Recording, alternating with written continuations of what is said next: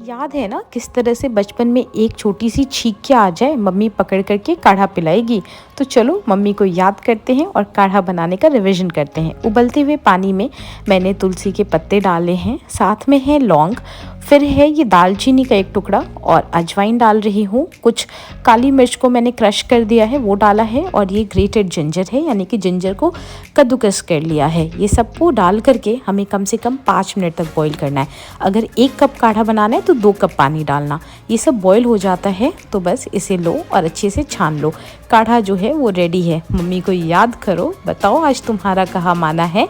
और आज काढ़ा बनाया है, काढ़ा पियो और स्वस्थ रहो। चलो टेक केयर, बाय बाय।